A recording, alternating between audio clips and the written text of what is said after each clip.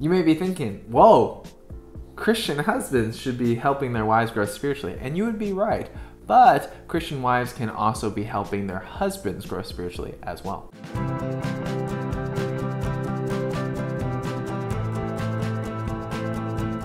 Welcome to The Biblical Couple, where we'll be talking about marriage from a biblical perspective. Today, we're going to be talking about how a wife can help her husband grow spiritually. The first tip that I have for you wives is to pray for your husband.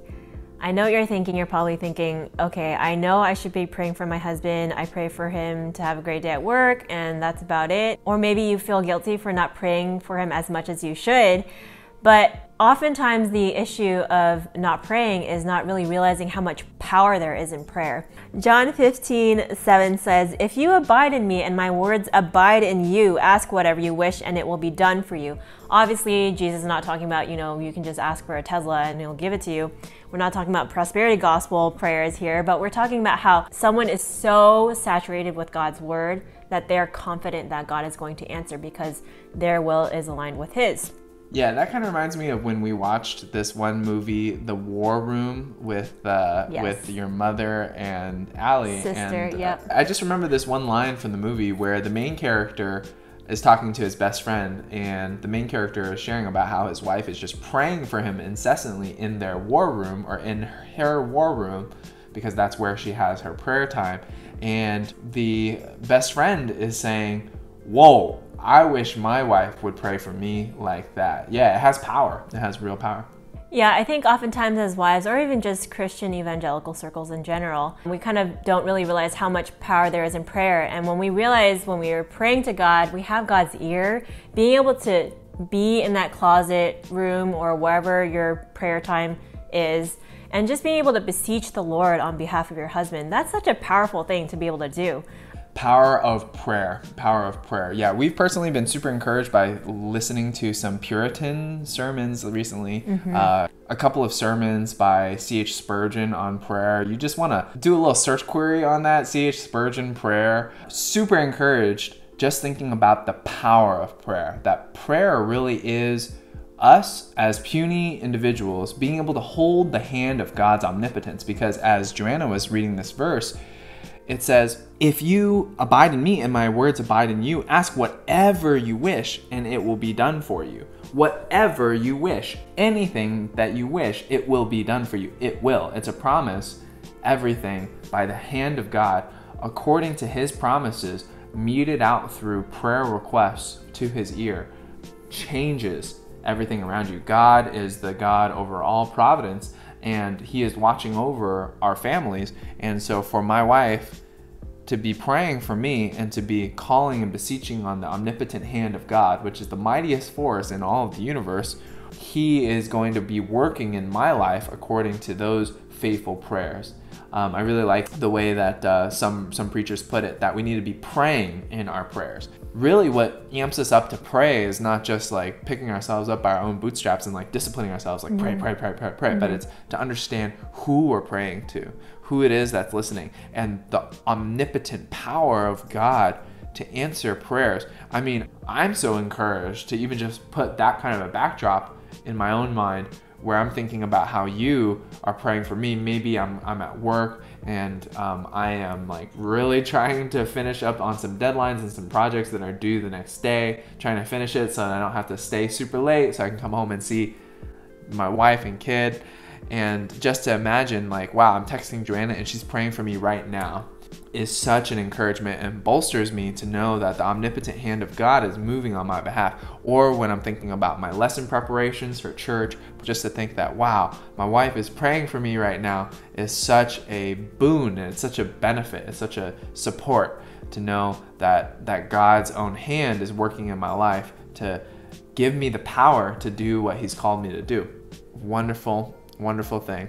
And the second tip is availability in prayer. What I mean by that is to avail yourself to God in prayer. 1 Thessalonians 5:17 says, "Pray without ceasing." So obviously that's not talking about praying every single second of your life 24/7, but just having that constant communion with the Lord throughout the day. Whenever I get a text from Sheng, as he is mentioning, when he's telling me about something that's happening at work, or if he's going to go on a call with another brother at church, or if he's lesson prepping, just making myself available to the Lord and presenting those prayers before him, knowing that God will answer because it is according to his will. Yeah, it's pretty cool. It's kind of like just being on an assembly line. I don't know if you've ever seen one of those TV shows, and Like various TV shows. I Love Lucy. Yeah, I Love Lucy. There's, yeah. Well, she doesn't do that very often. I think it's just like one. Yeah, but I'm just thinking about like one episode. We're probably thinking about the same one that everyone else knows about. The assembly line where she drinks the cough syrup and then she starts getting all loopy. Maybe I'm thinking about Drake and Josh. That's completely different. Yeah. I think I'm thinking about Drake and Josh where they're like in this assembly line. Actually, one of our church brothers, his name's Nathaniel, he works on an assembly line in a biotech company where they make heart catheters, I think? Heart catheters. Yeah, heart catheters. So he just has this one job, one task where he needs to solder with really tiny, like fruit fly sized soldering things. I don't know. He has to go in and solder the little pieces, and on this assembly line, it keeps going through, solder some more, keep going through, solder some more. And just as you're talking about availing yourself, it kind of reminds me of that, where it's like you're here on the assembly line ready to pray at any moment, and here comes a text message or here comes a thought about me or about your sisters, about your family, about Samuel, of okay, this is something for you to pray for, and God is putting it in your court to answer your prayer and to mete out his power through your prayer, and for you to send those prayers up, to launch them up. You know, here's the thing. Okay, put my two hands together. Okay, boom, prayer. Okay, here's another thing. Clap. Yeah. Okay, boosh. I'm right making there. proverbial heart catheter prayers. Yep. Yeah, just the assembly line. You know, like all you have to do is like take the element, put it in your hands, pray it up. Send that little dove of prayer that's a good illustration. into heaven. Wow. Where it's just a sweet sacrifice unto the Lord. Yeah, assembly line prayer. That's a pretty good way to think about it. Yeah. Along with praying for your husband is to challenge his sin gently. I know what you're probably thinking. I don't want to challenge him. I know I'm supposed to respect him, so I'm just not going to mention anything negative. Or maybe you're on the other spectrum where you're just nagging and just constantly berating him and saying, you're doing this wrong, you're doing that wrong, you're doing this wrong. Obviously, we're not trying to go on either spectrum, but just making sure that we're balanced, understanding that we need to challenge our husband's sin gently. Proverbs 16:21 says, "The wise in heart will be called understanding, and sweetness of speech increases persuasiveness." Ooh. Yeah, so us wives need to understand how much and how important our words are, not just the actual words themselves, but also the tone. That's what the proverb is talking about. The sweetness of speech increases persuasiveness. Yeah, a good illustration of this sweetness of speech would just be, okay, for example, let's say a husband is trying to be a good example and he's trying to teach his wife, like, hey, you know, I've been noticing that over the years, we've just been gaining some pounds, you know, like a dumbbell here and a dumbbell there. And, you know, maybe some barbells back there or something, you know what I mean? And so he's starting to tell his wife, like, hey, you know, we got to get started in exercise. And you know what?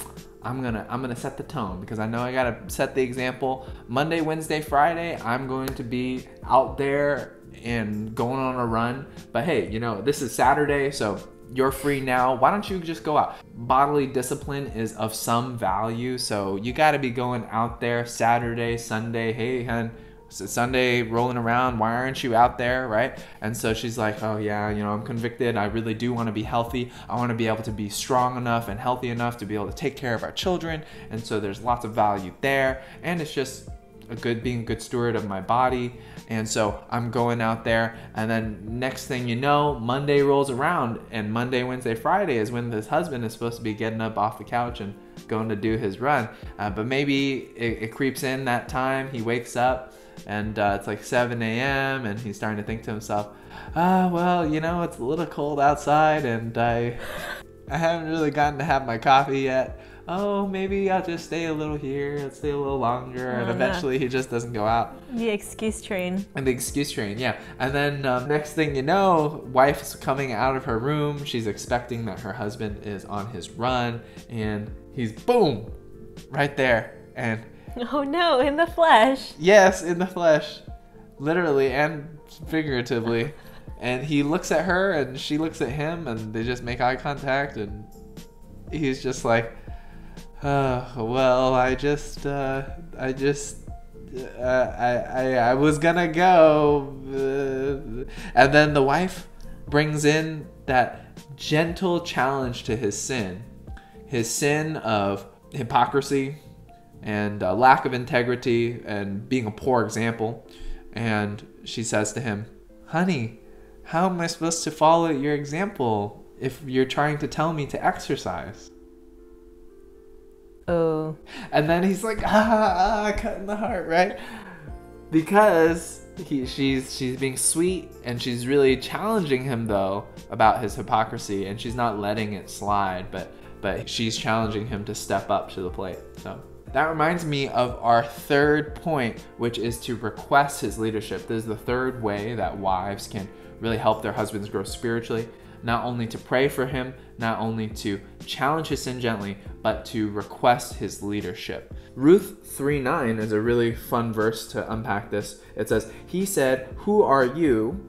And she answered, I am Ruth, your maid, so spread your covering over your maid, for you are a close relative. Long story short, Ruth is a widow, and in this case, she is asking and requesting for Boaz as the kinsman redeemer, the next person in line to be able to marry her, now that she's a widow, to marry her and to spread his covering over her, to spread the protection and the headship, that idea of be a leader to take care of you and to nourish you and to cherish you. And she is requesting for that. And of course, Boaz is giddy in heart because he knows that the godliness of this woman, and he gladly obliges. That's the kind of essence that we're talking about, where a wife can really request leadership. You see the humility there of Ruth just coming to Boaz, humble-minded, in a submissive request, appealing to him and beseeching him and asking him, would you spread your covering? Would you be my leader? I remember a really fun illustration of this back when we were dating. It was just maybe a few weeks of us actually dating, and you had finished one of the books that you were reading in the Bible, and you had humbly asked me for suggestions of what you should read next. I forgot what exactly you were asking about. I think maybe it was like, any readings that you might suggest for me to be able to grow in my heart of love or something. And I was like, oh, Jiminy Crickets, this is the opportunity to be a leader. Jiminy Crickets. Yeah. I texted one of my best friends, and he was like, dude, she is totally asking for your leadership in this. And I was like, oh my goodness, this is so grand. And I just thought, wow, this is really revving my engines right now.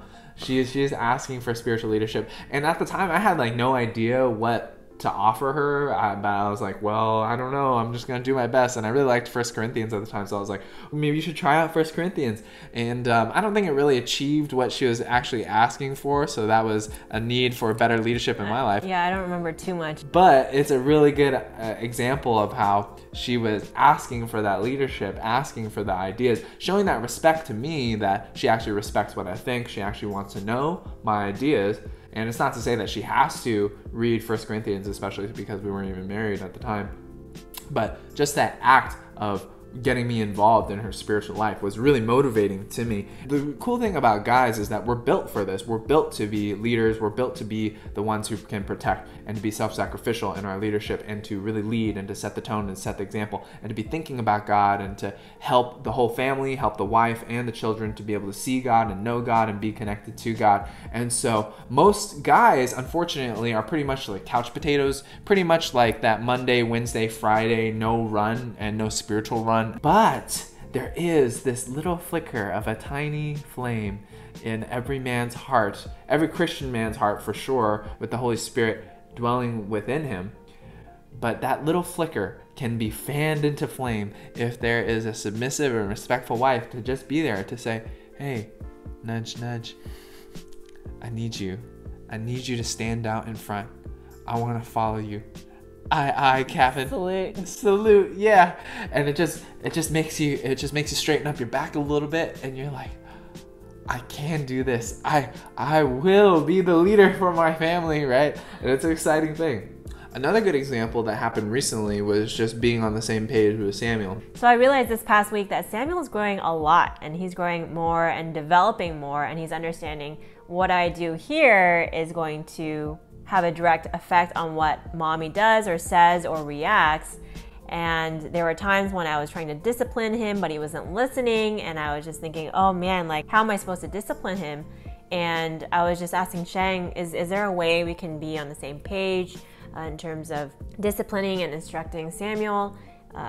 I really need your help. And that was really helpful to request my leadership in that way, because it really revved up my engines of like, whoa, okay, I didn't realize that we don't have a regular time to be able to talk about disciplining Samuel, making sure we're on the same page. So now I got to make sure that we make a plan and that I'm a good leader, and making sure that everything is taken care of, that you're taken care of, that Samuel's taken care of. Mm-hmm. And it just raises up my flag of like, oh yeah, no, I got to really step up in terms of the research of how to best and wisely discipline, and how to really take care of him on the practical, simple things like reading through some literature on how to move him from like a 4-meal feed to a 3-meal feed during the course of the day. So I researched a lot of that back when I had my paternity leave, and I researched up until maybe the 7-month, 8-month sort of a range, and now that he's 9 months, he's starting to get out of that range. And now you requesting my leadership in that way has made me go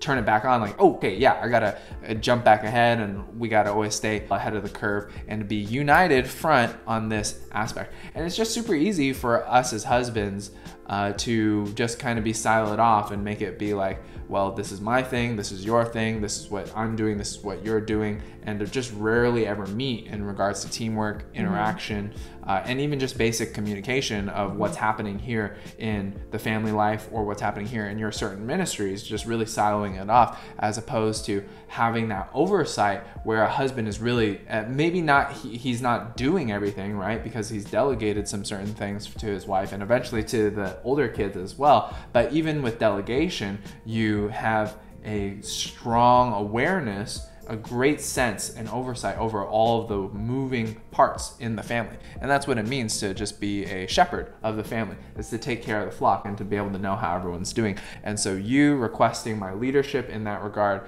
really made me step up to the plate and reminded me and triggered me to go, oh yes, let's do this. So super helpful, really practical tips of how a wife can really help her husband grow, just praying for him, the power of that, availing herself to that, the challenging his sin gently and nudging him along in holiness. With sweet, persuasive speech. Yes, with sweet, persuasive speech, and requesting his leadership, just having that appeal of, would you be that covering? Would you be that leader? Would you be nourishing to me? So which tip is resonating with you the most? Why don't you comment below and say, hey, that part or this aspect was really helpful. And she's just even sharing that gives us good feedback to know what is helpful for you guys. And you should definitely comment below on what questions you have in regards to strengthening your marriage.